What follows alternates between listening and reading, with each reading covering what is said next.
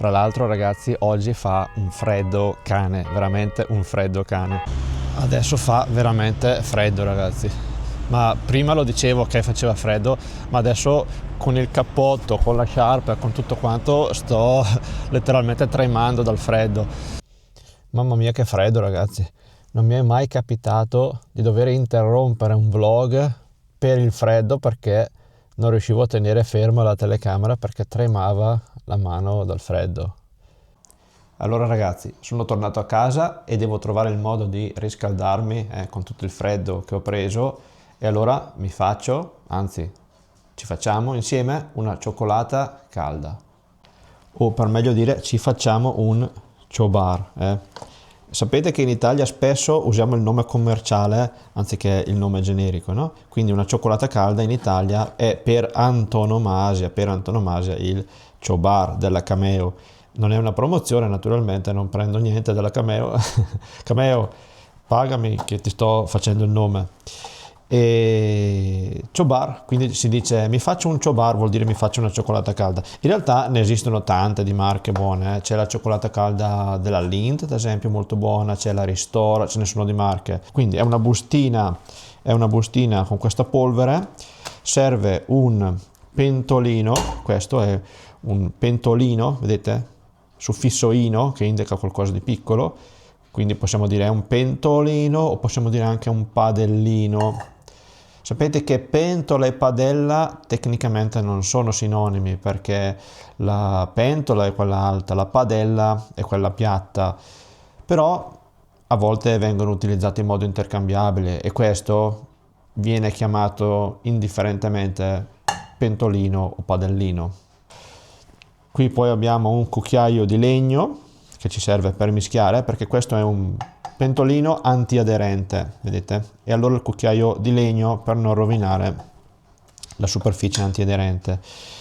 Cucchiaio di legno, no? Un cucchiaio, materia, è il legno, quindi si dice di legno, di complemento di materia in questo caso, visto che facciamo anche un po' di grammatica, abbiamo detto quest'anno, iniziamo a metterceli dentro qua e là qualche nozione di grammatica.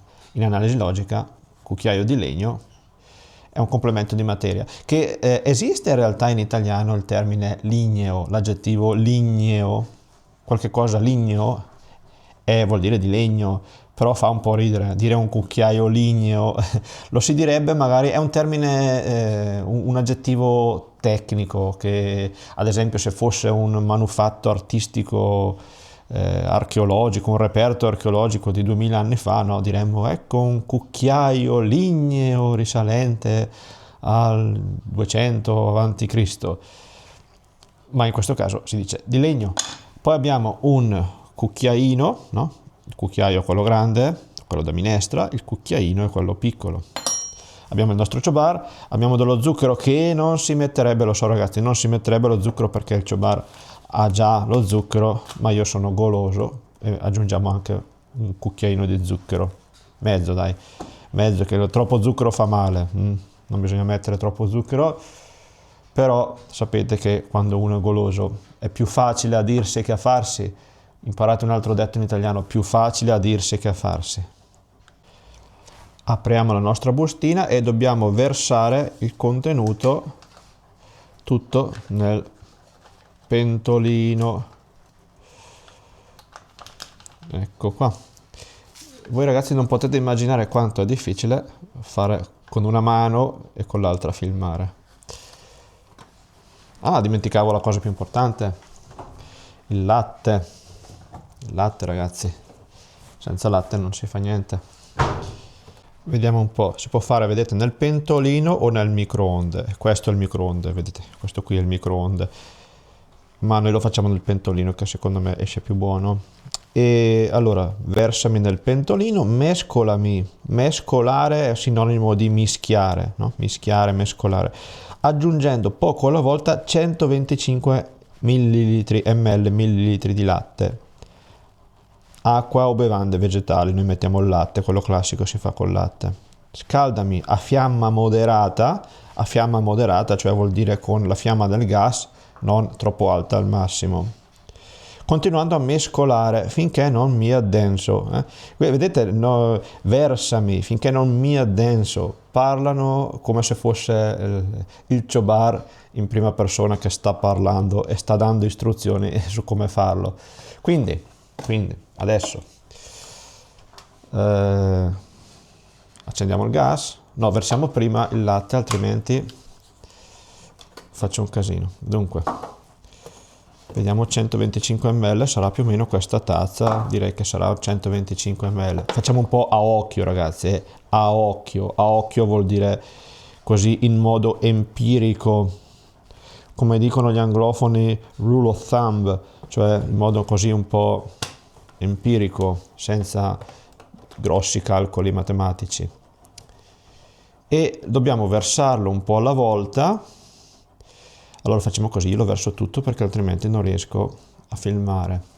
Poi dobbiamo mischiare tanto per evitare che faccia i grumi. Direi di accendere il gas.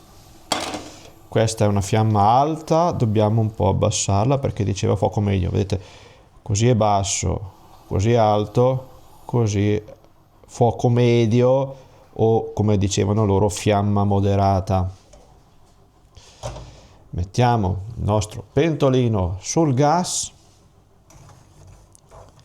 sul fuoco, sul fornello. Vedete, questo è il piano cottura, termine tecnico piano cottura. In modo informale noi diciamo il gas. Ho messo il pentolino sul gas, nessuno dice ho messo il pentolino sul piano cottura. Forse solo qualche persona molto nobile e raffinata, qualche raffinato linguista che parla sempre in modo impeccabile, magari dice così. Però noi diciamo mettiamo sul gas e iniziamo a mischiare o mescolare, sono sinonimi, per evitare la formazione dei grumi. Vedete, questi agglomerati, questi sono i grumi ed è quello che noi vogliamo evitare. Quindi adesso mischiamo in modo vigoroso vuol dire così, no? Con vigore, con forza, per sciogliere i grumi, per far sì che i grumi si sciolgano. Far sì che, cioè fare in modo che i grumi si sciolgano. E si stanno già sciogliendo, guardate ragazzi, non ce ne sono quasi più. Adesso noi dobbiamo andare avanti a cuocere sul gas, quindi a riscaldare il tutto fino a che si addensa. Continuando a mescolare perché altrimenti si attacca, se non continuo a mescolare si attacca al fondo e poi si brucia tutto.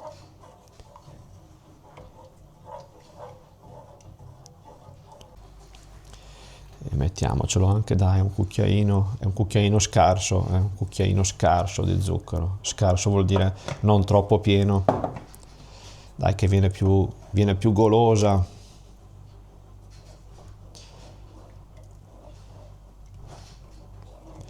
Si sta già un po' addensando, me ne accorgo perché mescolando diventa, un fisico direbbe diventa un fluido più viscoso, no? Usando un termine della fisica, un fluido, l'acqua, il latte, questi sono dei fluidi, no? Anche l'aria è un fluido in realtà. E vedete, più si addensa, più diventa viscoso, sta già diventando più viscoso. Non è un termine che si utilizza in cucina, Adesso sto spaziando e dico anche un po' di cavolate così come mi vengono in mente, è un termine della fisica. In cucina diremmo si addensa, diventa più denso. Direi che è quasi pronto. Vedete, inizia anche a ribollire, lo spegniamo perché altrimenti dopo brucia e poi sa di bruciato, non è più buono.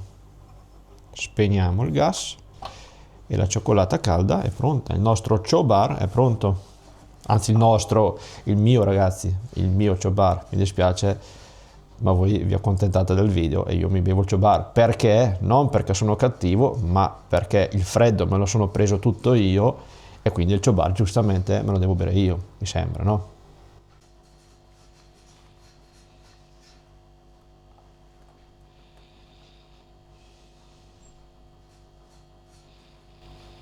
Poi questa vedete, prima di metterla nella lavastoviglie, cioè la macchina che lava le stoviglie, la metto nel lavello, questo è il lavello, e apro il rubinetto dell'acqua e vedete, la riempio d'acqua, la metto a bagno, cioè la riempio d'acqua per far ammorbidire quella crosticina che si è creata, perché se la metto nella lavastoviglie così fa un macello, non si lava bene. Quando sono così sporche di solito è meglio togliere un po' di sporco prima di metterle nella lavastoviglie. Niente ragazzi, qui c'è la mia cioccolata calda che mi chiama, quindi io adesso vi saluto e ho cose più importanti da fare. Ragazzi, no, siete importanti anche voi. Ragazzi, alla prossima, ci vediamo, ciao!